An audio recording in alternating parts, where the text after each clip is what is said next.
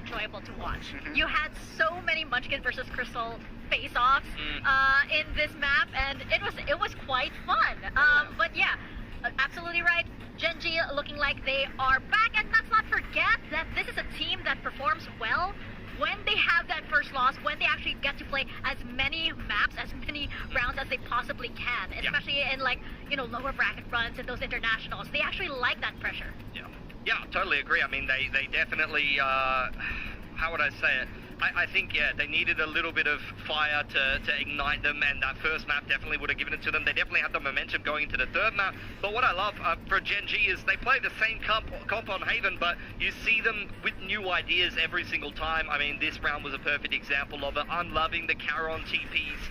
You would see them over on the A side. This round was a little bit of a different variation of that. You get the opening pick from Munchkin, another one of his opening kills, and then a B execute where they throw up the fast lane. Charon TP's top side. They zone the players into the links and then establish themselves with a pit after plant. It is absolutely beautiful from GenG. And the thing that you want to watch as well for GenG on this map is how much phantom usage there is. It's down to the comp they play. The Viper really weakens up a lot of players, not to mention the fact that they're playing the double controllers. There's a lot of spamming through smokes and things like that, and the Phantom really helps with a lot of that. I mean, they just understand this map so well, and yeah, I love that little TP play where the fast lane is able to cover the Omen there, and because it's a lot less obvious, I suppose, than when you know you used to see this with the Omen, who would smoke on top of that site to then do that TP play. But then everyone's looking up there already. The fast lane has a natural cover, so I do think it's great to see that they are still managing to innovate on this comp that they've played so many times. I think Charon is one of the most, like, obviously he's an Omen specialist, so it goes without saying, but he is one of the most creative when it comes to the Omen TP plays. I always see him bring out things that I've watched around. I'm like, oh, that's sick. I'm not seeing any other Omens doing that. Definitely, and we have seen better performances from him, of course, especially since last year. But it's nice to see that, like, you know, he is still there. He is still innovating and coming up with creative ways. But of course, this has to go to Munchkin, who definitely carried this map. I mean, so nice to see him wake up after map one. Map one, he was getting absolutely slapped. He couldn't find any momentum, but he came into this map strong. We saw him using those scopes weapons a lot. He was getting a little bit techy with it on this attack side. Yeah. But, you know, we know A lobby is his on this map. He loves to dominate it, but I felt like he was so deliberate in giving that space and then fighting back in, because you know that you can't contest that deadlock off the rim. So very smart from Jake. He didn't lurk very much. He wasn't very aggro on the lurk. This was a hilarious round. He fought it off because they had so much money in the last round and then whipped multiple shots. Crystal's just dry peeking it. He gets the MVP. Munchkin, one of my favorite players. He can lose you the map on Icebox and then he can win you the map on Haven. He's just, you know, the duality of Munchkin, either feeding opening kills or converting opening kills for your team. You know, we had this saying, I remember back in the local PH Challengers, it's like, the protagonist of a movie has to go through hardships, has to be beaten up first before they actually come up. Perhaps this is what GenG are looking for. You know, it's like, yeah, you know what, let's just never mind that first map. Here. That pose is hilarious with your analogy, by the way. It is! Look at this. Look at this. Is he not ready? Is he not ready? Munchkin's fighting. For sure. It's such like a, that's such a strange fighting stance. It's sort of like, why Iona? Bloody kids running at me like I'm terrible on Viper. I'll show them. I'm now looking at everybody's fighting stance over here, but we will need to wait much longer for any of their fighting stances as we head into our map 3. Yes, we get Corrode, and thanks to, of course, the first week, we saw a little bit of the Corrode from both teams, but as we mentioned earlier, they were up against teams who were maybe a little tired. Maybe it was, quote-unquote, a fluke, but now this is where we see both of them on Corrode. Both of these teams have started defensive side for their respective Corrode outings. GenG starting out defense, getting a 10-2 start against a woeful attack from DRX. GE starting defense in both of their games against Secret as well as RRQ, and both of those defensive halves, they went up 9-3. So I think they're going to be feeling a lot more comfortable in the fact that they get to start defense here, and GenG is going to have to work their way into the game a little bit more. I do like their comp for doing that. It's the classic combo. I mean, this just looks like a GenG comp all around. You got the info denial of the Viper. Ash was fantastic on the Fade. So was Crystal, by the way. Yeah. This is a really sick Fade matchup for Corrode specifically.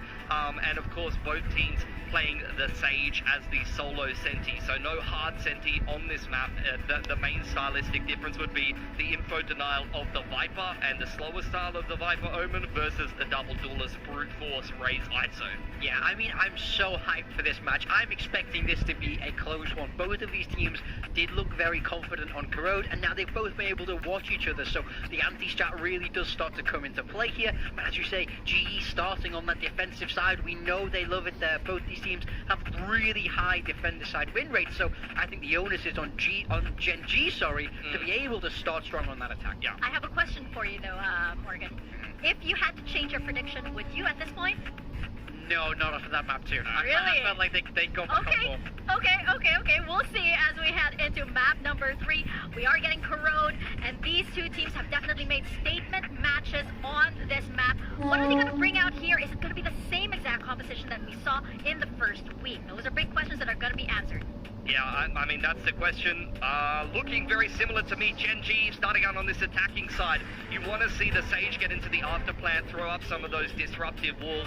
Texture needs to get going on this Neon nice and early on, set up by the Fade util of Ash. But the main thing I'm looking for, big swing rounds on the attacking side. Pistol win, bonus win for GenG can really help them cheat a lot more rounds on attack. GE running with that composition that we've come to expect from them now on this map, with that signature double duelist ban on the ISO. We know that they have a lot of stopping power with Sage Astra. Look for ban to be offing, especially dominating that mid position, and I think it's on GenG to find those answers in the first half.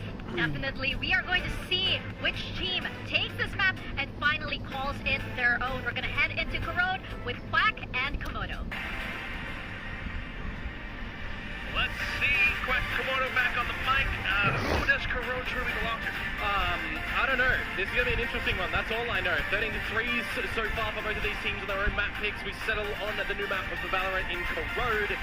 And it is good to see that both of these teams have played this map before, and what research they might have done to each other, that's where I like to get down towards the nitty-gritty. So for GenG, they're opting for a similar attack pistol that they did against DRX here, but they've actually changed the position of Munchkin and Foxy9. So keep a check for where Foxy9 looks to do things over at the A site. Meanwhile, here at B currently, Yo Man just going to slow them down a little bit with the wall, with the orb as well, and make GenG sort to reroute towards middle, perhaps. Fairly early wall. 3 stack on the A side from GE as well, Komodo. Yeah, well, the wall starts to be broken. Currently it is only just Yo Man here. Have to fall back. It's apt timing on the Nebula from Papi. Just playing for the stalling. Meanwhile, GE fighting in towards A. Has to trail off, not wanting to take too much of that heat. It's going to be the respect fall off though at the moment, isn't it? GenG, this is where you look towards getting that Haunt back online, seeing if you want to sniff something out with that Prowler. Meanwhile, Global Esports want to figure out where this information is, where this round is going to tend to end. And of course we know it's going to be over towards this B site, but there's still going to be a bit of a mid-battle too. That's where that toxic screen really gets in their faces, but right now Texture has to contend with Yeoman towards the back of elbow. Oh, this is an ambitious rotate, isn't it? It's a long run to come through from GenG towards A, and GE now already know this. How much damage can Yudotan do? Comes down to Foxy9 and Munchkin against this one Yudotan. Well, he's got Ban right alongside him now, but the wall comes up. And this is where the rest of GE are already here towards CT, towards spawn, ready for the fight on the side. Oh my god, what a sprint. Karen alongside Munchkin to try to hold the angle towards the back of sight as well. It's been smoked off, and now GE, they're the ones facing obstacles. Haunt again available for Ash now. Oh, with the right clicks he gets tagged. Papi now swinging out. Got Foxy9 still holding the angle for GE to wait for that smoke to dissipate. Ash picks them off one by one, but now as they try to continue pushing through into the site, it's just GenG very aware of their current positions. Both low. Very possible for Papi still, but a single shot might be it. Oh, Karen tried to hop away. Papi has done what's necessary. Papi. Yeah, it gets a little bit close at the end there, just trying to disconnect from the situation. The two GenG members, low in HP. I mean, I say close, 4.5 seconds. Absolutely happy as Larry in that one for Global Esports. Red Bull clutch to come through from Papi. GenG, I wouldn't be surprised if a little bit later on in the piece they want to start to find a couple of duels earlier on before trying to force out a plan. Global Esports, when it comes to this map, they get in towards some similar number fights, and so far they've looked pretty decent in how they've managed to tackle them. So there's going to be a lot of mid-rounding and a lot of adaptations for both of these teams to try and figure out in the midst of this map.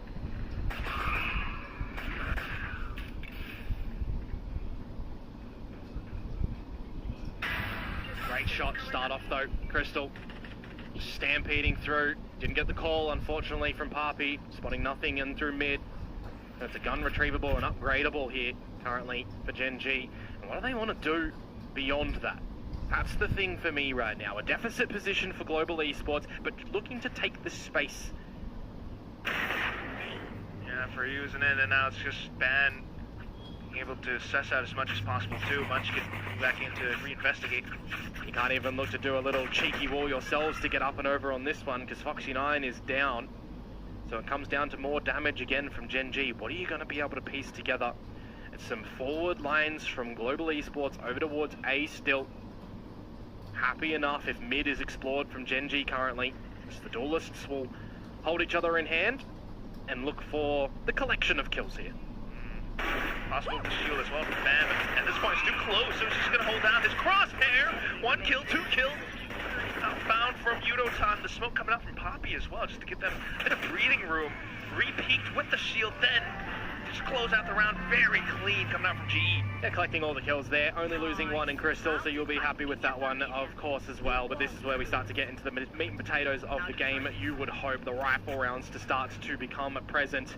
No 13 threes on this one. We want a good, fun series here to close out this one. In an important state as well for GenG, of course, right? A team that we're expecting to be going towards champions this year, but such a tight battle up at the top there in terms of points. Puts a bit more potency on making sure you're collecting a lot of points and trying to get into playoffs, trying to have a good playoffs run. Now into this bonus round, a 4-stack from Global Esports over to this B site. Right at the choke point. There's the trap play as well. GenG kind of respects it. Meanwhile, Munchkin Foxy9 again. Trying to scale themselves upwards into this ace site alone. Crystal.